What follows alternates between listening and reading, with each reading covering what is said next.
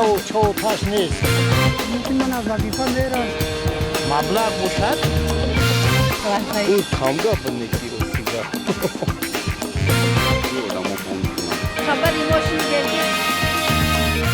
пайваста радиои озодӣ аз шаҳрвандон дар бораи ҳукми ноодилонаи додгоҳҳои тоҷикистон нома мегирад. Инчунин интиқоди фаъолони ҷамъиятӣ низ аз додгоҳҳои тоҷикистон зиёд аст. Бархе онҳоро ба ришваситонӣ айбдор мекунанд ва бархе ҳам ба мустақил набуданашон ишора. Тибқи умори расмӣ соли 2018 ҳудуди 10 корманди суд даст ба ҷиноят задааст. Бештараш ҳам ба фаъолияти худи онҳо вобаста будааст. Аз чанд сокини шаҳр дар бораи вуҷуд доштани адолат дар мурофиаҳо ва ҷойгоҳи ин мақоми олӣ дар Тоҷикистон пурсидем.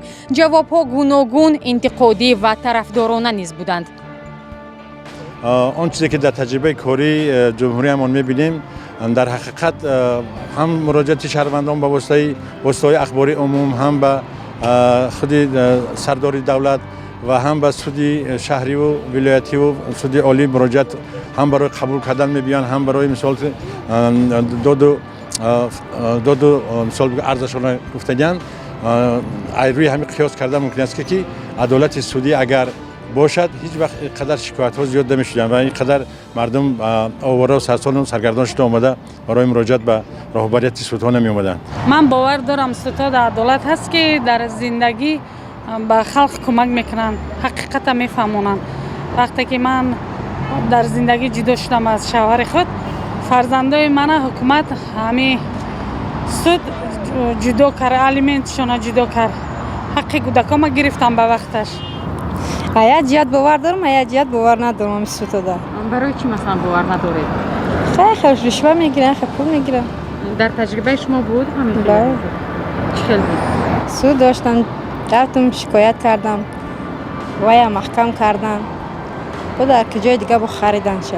میگن ندیدم که در تاجیکستان یگان سود جزا دادستان، تنبیه دادستان یا که چه کردستان. یگان کارکنی دولتی که در سطح بلند باشد، او را یگان جزا داده نیست. فقط یک بیچاره در سر راه امی سیمچکا میفروشد، یک دیقان، یک معلم باشه، یک دختری که معاش ناچیز میگیره، او را فقط با چیز سودی کشمکش میکنه، همه قطعی ثابت میدن.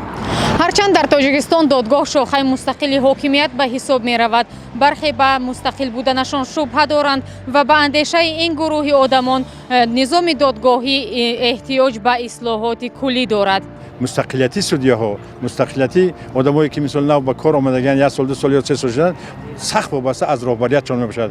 هر چیزی که میشه ای خودی رئیس ناحیه همون رئیس ناحیه در همون سودیا که هست سودی رئیس ای همو واسه همیشه که وقتی که نری سودی‌ها میگن که من قطعی رهبریت یک مصلحت کنم، قطعی رهبریت یک سازش کنم، قطعی رهبریت یک مثلا بگیم که همین چیزی پرونده را من یک رفته مصلحت کنم گفت دایم چی میکنن وقتی که قانون هیچ وقت این خیلی امکانات داده نیست که بگه که باید رفته به رهبریت باید که به واسطه تامین کنه حقوقای شهروندان که با کفالت سودی تیاد که همین سود مستقل است. سود مثال که ایروی قانون حلنامه ابجکتیونه و پورا قانونی میبرند. سود باید مستقل با یک شاخه سهم دولتی باید باشد و باید یگان کس وابسته نباشد. نه که به عدالتی که در تاجیکستان است به سود چیز من باوری ندارم. آنهایی هم هستند که در این باره نظری دیگر دارند. به همین نزدیکی همسایه من سود کردم برای مشینیکی هم با قانون قاعده جمهوری مو رعایت کردم.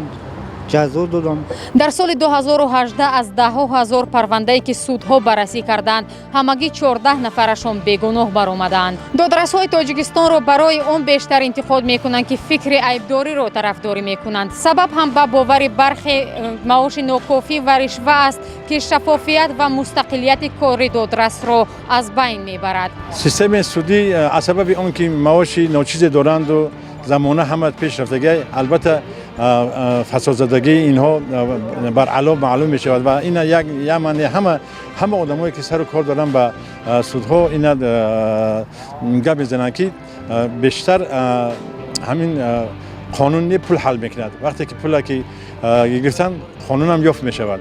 از این رو این عدالت در سالهای آخر در 5-6 سال آخر بسیار سخت کاهش یافتگی است.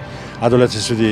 шаҳрвандоне ҳам ба мо гуфтанд додгоҳ вазифаи худро иҷро мекунад. омаҳами ҳар рӯз гуфта истода ки мана иша қапида ва иша қапида ҳамин значит ҳаста ки меқапам набоша ҷоя мегирам. назарҳои худро ба мо бинависед поини ин видео ва бигӯед боз ба шунидани кадом афкор ва дар кадом мавзӯъ иштиёқмандед. То боздид худро эҳтиёт кунед.